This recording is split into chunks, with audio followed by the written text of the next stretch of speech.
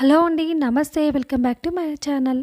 ఈరోజు మన ఛానల్లో చిన్న మెంతం కూరతోటి ఆలుగడ్డ కర్రీ చేస్తున్నాను. చాలా సింపుల్గా అయిపోతుంది. దీనికోసం అయితే మెంతం కూర ముందే తెంపేసుకొని పెట్టుకున్నానండి. చూడండి, ఇలా అంతా పెట్టేసుకున్నాను.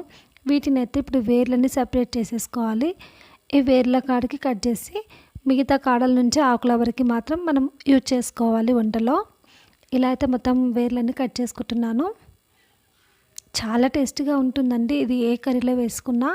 ఇలా చేసుకున్న తర్వాత దీనైతే నీట్గా కడుక్కోవాలి. ఎందుకంటే చాలా మట్టి అది ఇది ఉంటుంది కదా. మంచిగా శుభ్రంగా కడుక్కొని పెట్టుకున్నాను. ఇప్పుడు ఒక గిన్నె తీసుకొని స్టవ్ మీద అయితే పెట్టుకోవాలి. దీంట్లో అయితే 2 స్పూన్స్ వరకు పల్లి నూనె అయితే వేసుకుంటున్నాను.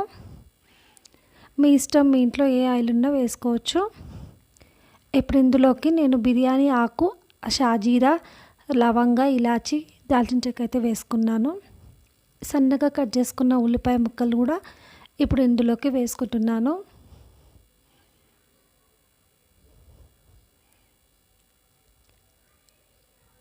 ఇలా వేసుకున్న ఉల్లిపాయ ముక్కలు నూనెలో మంచిగా ఉడకాలి.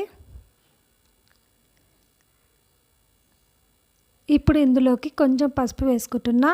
అలాగే ఇప్పుడు ఇందులోకి అల్లం వెల్లుల్లిపాయ కూడా వేసుకొని ఇదంతా మంచిగా కలుపుకోవాలి. ఇలా ఉల్లిపాయ కొంచెం మెత్తగా అయ్యేంతవరకు బాగా కలుపుకోవాలి.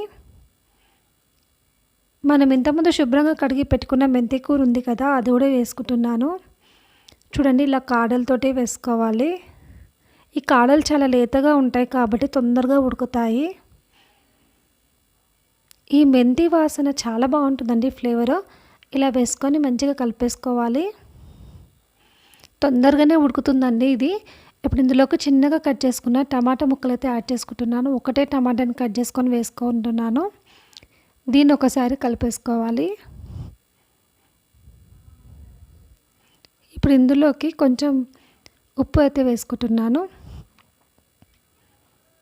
అలాగే కారం, మీ ఎంత తింటారో కారం చూసుకొని వేసుకోండి. అలాగే 1 స్పూన్ వరకు ధనియాల పొడి అయితే వేసుకుంటున్నా. ఈ మసాలా అంతా వీటికి కలిపి వచ్చేటట్లు బాగా కలుపుకోవాలి.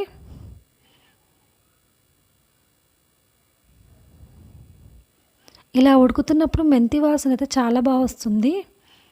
ఇప్పుడు ఇందులోకి పొటాటోను కట్ చేసుకొని పెట్టుకున్నాను. ఎలా అయితే యాడ్ చేసుకుంటున్నాను. పొటాటోను చిన్నగా కూడా కట్ చేసుకోండి. నేనైతే ఇలానే కట్ చేసుకున్నాను, కొంచెం పెద్దగానే కట్ చేసుకున్నాను. ఇప్పుడు ఈ మసాలా అంతా ఈ ఆలుగడ్డ ముక్కలకి అంటుకునేటట్లు బాగా కలుపుకోవాలి.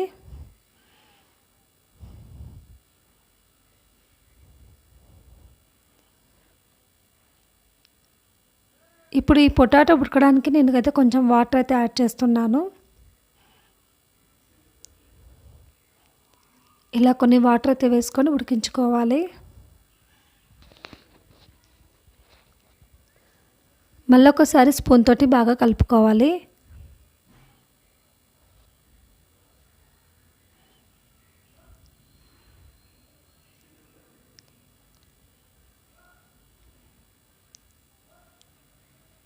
ఇప్పుడు ఇందులోకి కొంచెం ఎండు కొబ్బరి అయితే యాడ్ చేసుకుంటున్నాను.